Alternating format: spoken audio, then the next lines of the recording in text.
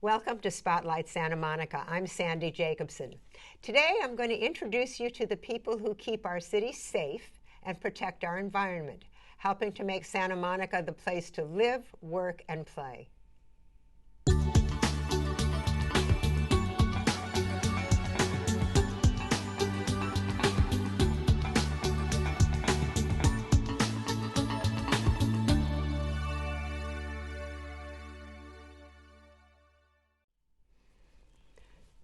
Public safety is top priority for our city, and joining me now is Chief Jacqueline Seabrooks from the Santa Monica Police Department. Chief Seabrooks, thanks for joining us. Well, thanks for having me. So overall, what is the state of crime in our city, and where is the Santa Monica Department focusing their efforts? Okay, well, crime is as low as it's been since the mid-1950s. On average, we average about 3,700 to 4,000 crimes annually, and that's down from the decade of the 80s to the 90s, where we were experiencing anywhere from 10,000 to 14,000 crimes annually. What was the first number? Back in the 80s, from about 1983 until about 1993-94, we were experiencing on average 10 to 11,000 crimes. Wow. As many as 14,000 some years. And now? And now it's about 3,700 to 4,000. Wow. Is that all because of you? I'd like to say so, but no, it's all because of the men and women of the Santa Monica Police Department, and equally it's also because of the men and women in our community. So where do you focus your efforts? Well, we focus on the things that are of concern to a community, the things that make people nervous. So we clearly focus on what we call Part 1 crimes. Now, to the average person, that means robberies, burglaries, thefts from motor vehicles, aggravated assaults, sexual assaults, homicide, things like that. The scary stuff. The scary stuff. And the reality is, I think members of the community and the public at large know that the police department will address those things. But equally, we address lesser scary stuff. So that, because all of that feeds into perceptions of safety and the importance of a safe community. So, sadly, Santa Monica had that random shooting in June. The Santa Monica Police Department responded so quickly. Yes. I was very proud of So that. was I can imagine. Talk about the training that you do, the preparation to have your people be so quick to respond. Well, the benefit of the training was that the entire scenario was 13 minutes from start to finish for the law enforcement side of the house. Regretfully, though, these types of activities are far more prevalent in our society today than they've been in the past. I know. And what that's done is it's informed a public safety response, not just with the police department, but also with our partners in the fire service. So what we have to do now is to make sure that we educate our personnel about the importance of the first response, a very definitive response, and it's really changed over time. It's moved from, we used to, call out SWAT, tell people to shelter in place, and do all of those kinds of things. But what we've discovered now is that it's very important for a very aggressive surgical response in order to neutralize the threat and save lives. And that's what we did on the 7th. Now, when you talk about 13 minutes, you mean from the time you got the call till police officers were on deck, so to speak? No, from the time we got the call and up to the time that the situation was neutralized, and I'm, it's an unfortunate phrase to use when we're talking about a human life, but given the carnage that occurred in that 13 minutes, It is what it is. So having said that, from start to finish, it was 13 minutes. So from the moment a 911 was placed, yes, till that man was taken care of, yes, was 13 minutes. 13 minutes. It's really amazing. Well, it's one of those things where we have to look at the scenario as in its entirety, and the reality is but for the definitive heroic actions of the 3 police officers, 2 from the Santa Monica Police Department and 1 from Santa Monica College, the circumstances could have been far worse. What's being done about bicycle safety on a much lighter note, because that was really sad and luckily a unique experience. And let's hope to God that it stays that way. From your mouth to God's mouth. Yes. But what about bicycle safety? I mean, talk about a different thing, but it's scary and more people are riding bikes. Well, we're a bicycle-friendly town, and so it becomes important for us to engage in a series of public safety announcements and enforcement efforts and efforts to educate our community about the importance of safe bicycle riding, but also alert heads-up driving and alert heads-up walking. because with the proliferation of bicycles, there's this thought that bicyclists don't have to obey regular traffic laws. And the reality is that's not true. They are held to the same standards of operation as someone driving a car. They have pre-designated lanes that they should stay in. They're supposed to obey, you know, the stop signs, you know, and all of those. But we all have seen instances where that hasn't been the case. I was right behind somebody who didn't stop at a stop sign, and I wanted to give him a citizen's arrest. Well, the reality is we're working diligently. We understand that enforcement is not the solution in and of itself, so we engage in a very aggressive enforcement campaign. We choose the violation of the quarter and we enforce to that violation, reasonably speaking, of course, but we have to go out and make sure that our enforcement is aimed at those things that are likely to cause traffic collisions, injury, death, etc. So we do that very consistently. By the same token, we spend time making sure that we work with those entities in the city that support bicyclists so that we can pass on a message of bicycle safety. Homelessness is up again, and it remains a top area of concern for the community. It has for years and years. What action does the SMPD take to deal with this? Well, we've got a nationally acclaimed program called the Homeless Liaison Program, and what it is it provides a continuum of referral care and services for our homeless population.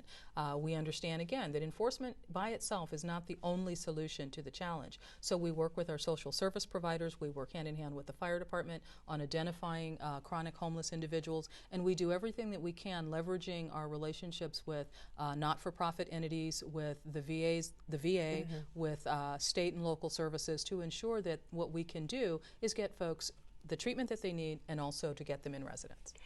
One of the things that is on the rise is auto burglaries. What do you advise drivers to do to protect their belongings and their cars? Well, the first thing we know about auto burglaries is that a lot of our auto burglaries are tourist-based. So we get a lot of visitors to town, and one of the things that we're evaluating right now is working with the rental car companies, because there's a barcode on the window that lets people know this is a rental car.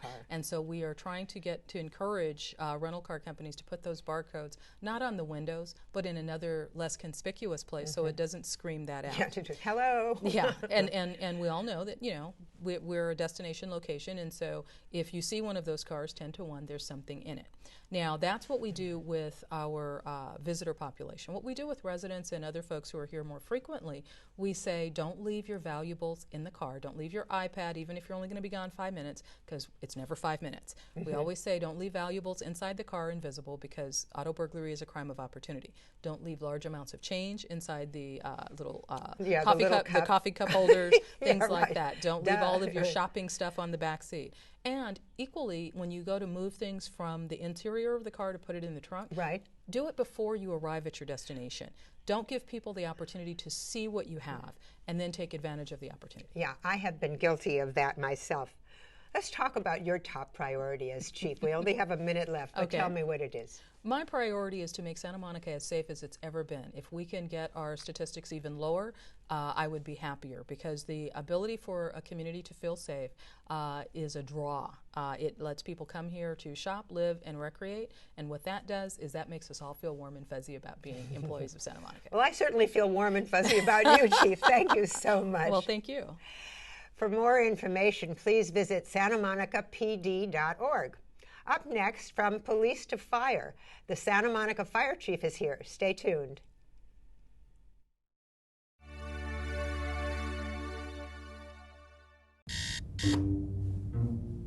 Good morning, sunshine.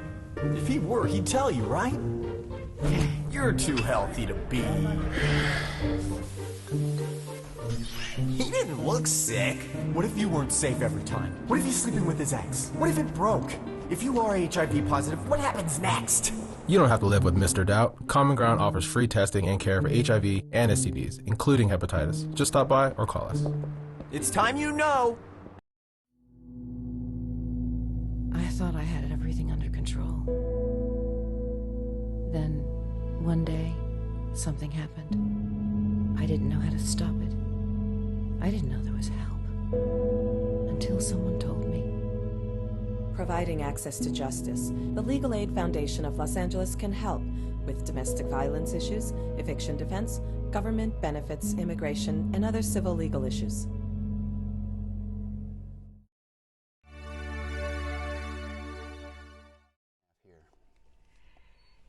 Did you know the Santa Monica Fire Department has responded to more than 14,000 calls this year?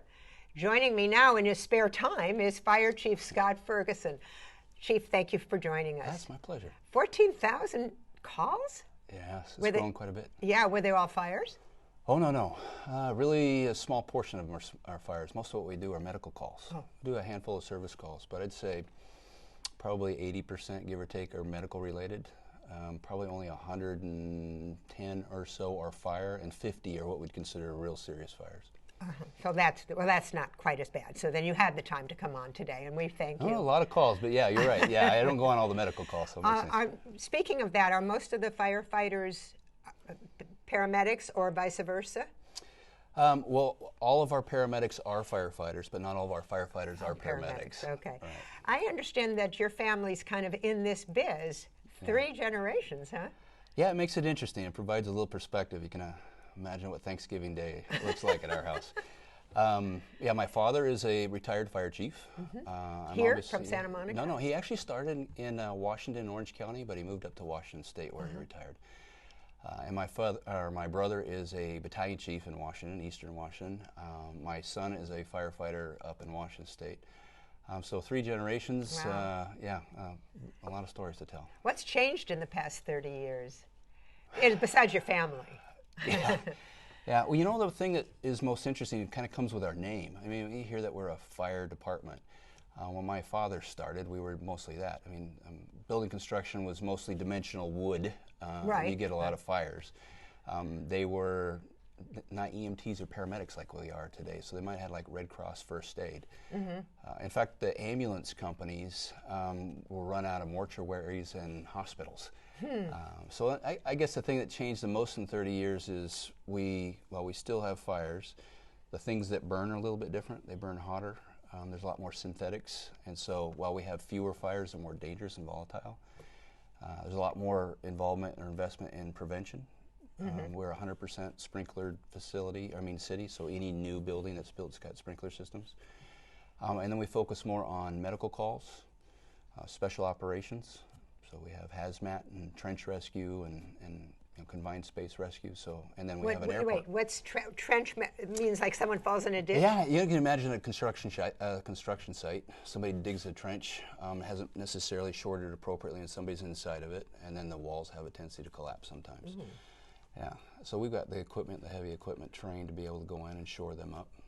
It's called urban search and rescue. Excuse me. So you can imagine if we had an earthquake, any number of things would happen, and we're trained to be able to deal with those. Were you around in '94 for that earthquake, or had you? I wasn't here. Yeah. No, I was in Washington State at the time. The fire department did an amazing job at that point. Yeah. Why do so many? Okay, here's a question I have. Whenever I see a paramedic going out, I always see a fire truck going out behind him or her. So, first of all, there aren't medics on the ambulances. So if you see AmeriCare, it's a private ambulance company, they'll have EMTs, and they're not trained as high as our paramedics are. So our fire trucks have actually got the highest trained personnel on them. So they're trained as medics, which would allow them, as an example, to give IVs and medications and shock people and deal with strokes and cardiac events. We have an auto relationship with AmeriCare that they arrive, and if it's a basic life support call, then they will transport the patient to the hospital. If it's considered an advanced life support call, similar to what I was saying, a heart attack or a stroke, then one of our paramedics would hop in the back of the unit and be able to transport to the hospital. So you're called at the same time as they are called? Yeah. So what's the difference between running a business and a fire department? It seems to me you've got apples and oranges here. Well, it's changed a little bit, as you might expect, and it's not nearly as glamorous. That's pretty as glamorous. you might say. Yeah, when I started, we recruit firefighters, and then they started off as tradesmen when my father started, electricians, plumbers, carpenters. These days, as similar as a small business or even the CEO of a corporation, you'd expect to be able to have business plans and significant budgets and relationships with private contractors and stuff. And a lot of that goes on behind closed doors in our fire department, the same as you would expect the business.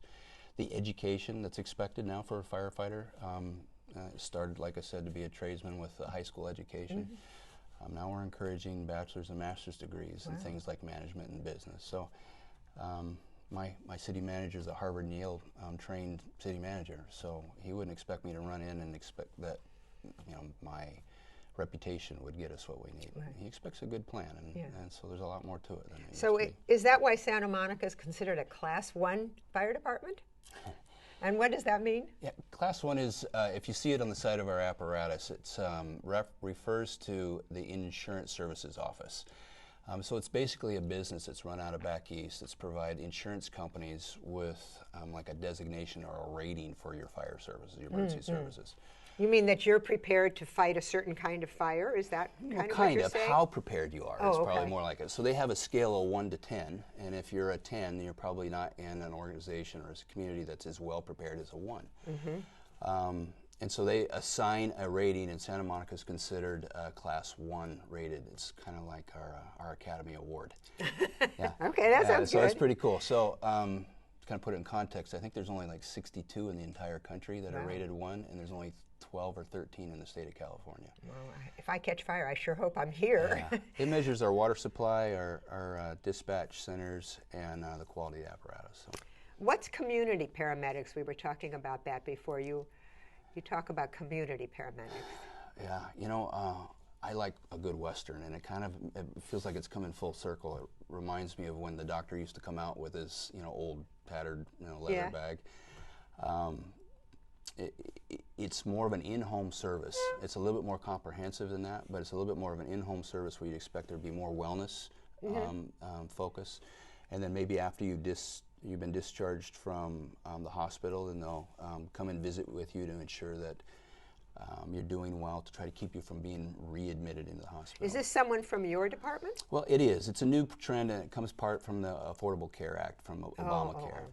The one area that the Santa Monica Fire Department is focusing on is giving you an option. So if we showed up to your house and we felt like that you were, maybe you sprained your ankle, given how much time it takes for you to go to the hospital and kind of get log jam, maybe 2, 3, 4 hours sometimes, and then the cost is obviously exorbitant, we're going to give you the option to go to a clinic or an urgent care facility. The state right now legally wouldn't allow you to do that, but we've been working with them to kind of create a pilot that would allow us to do that. So it's the right vehicle, right team, bringing you to the right place for the right cost. That is a great idea. It's an option that we've been working hard on. Our time has gone much too quickly. Thank you, Chief Ferguson. Right. I appreciate it. For more in our fire department, please visit santamonicafire.org. Up next, we're talking about the environment and how Santa Monica focuses on sustainability. Stay tuned.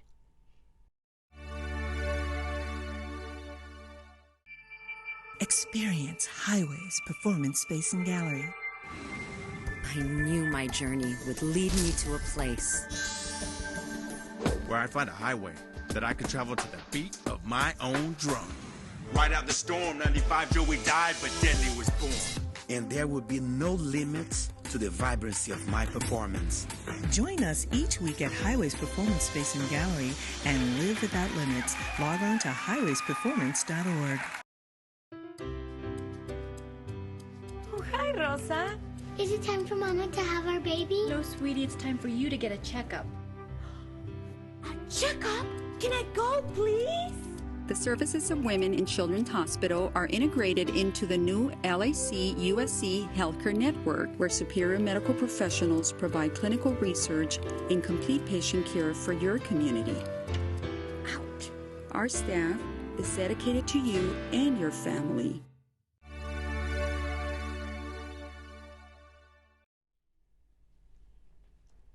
From hazmat home collection to certifying green businesses, the Office of Sustainability and the Environment does it all. Joining me now is OSE Director Dean Kubani. Dean, thank you for joining us. It's great to be here, Sandy. It seems like the buzz in recent years is all about self-sufficiency. What does that mean, and how are we trying to get there? Well, here in Santa Monica, the big buzz in self-sufficiency is about water self-sufficiency. And our city council came to staff and said by 2020 we want to be water self-sufficient, which means all of the water that we use in the city we generate in the city. And so what a lot of people may not know who live in Santa Monica is that we get a lot of our water from our own water wells. And the city years ago bought these water wells. They're actually located just outside of the city in the city of LA. So 60 to 70% of our water comes from those wells, but the remaining 30 to 40% comes from the Colorado River and Northern California. And with climate change and all of those things, that water is becoming scarce. A lot of the other states upstream are taking more water. So we want to be self-sufficient here so that we have enough resources for what we're doing. So the way we get there is we maximize the amount that we can get out of the ground at a sustainable yield, but we also do a lot of conservation and efficiency. We use water more efficiently, and then we collect water off our streets, so storm water and even wastewater, and we clean that up and use it for non-drinking water purposes, like watering the lawn or flushing the toilets. And so we have a very ambitious plan to get to become water self-sufficient by 2020, and I think we're going to get there.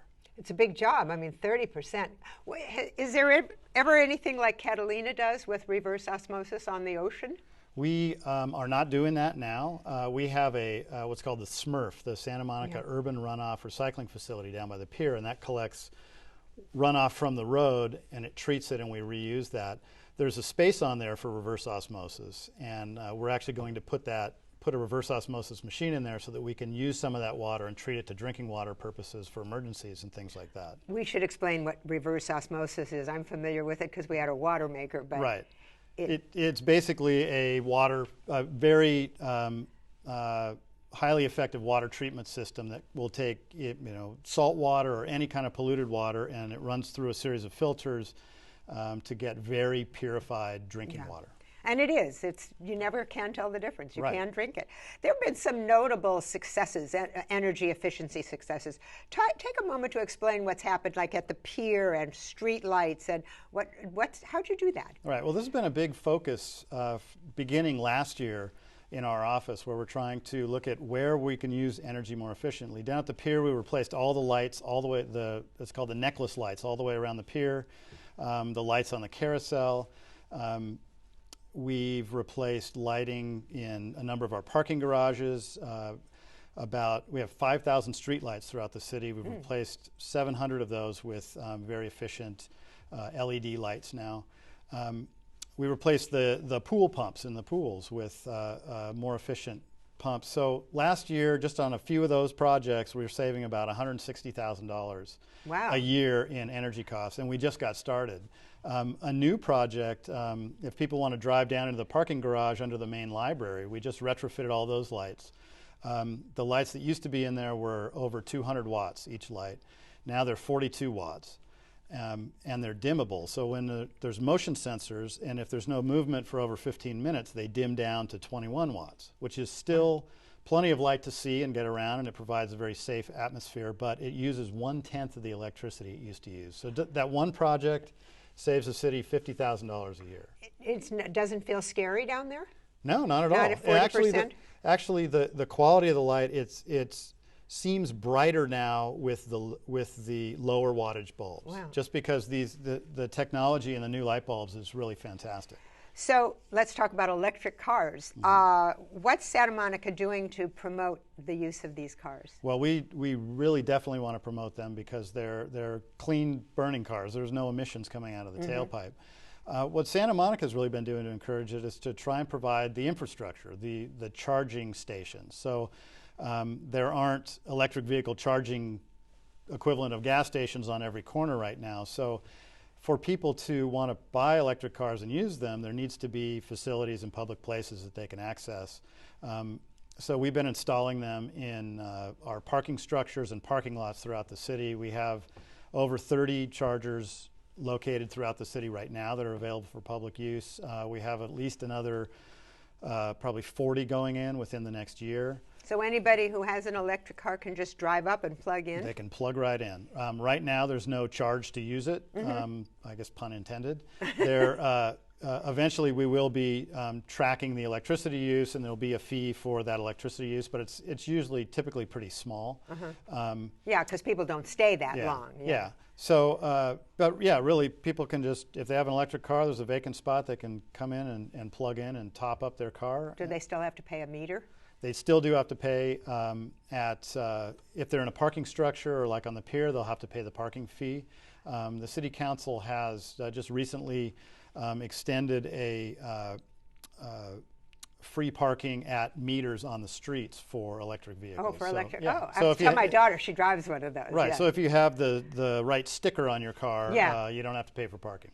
So you've had a big success in urban runoff, nearly 3 million gallons. We were just talking about that.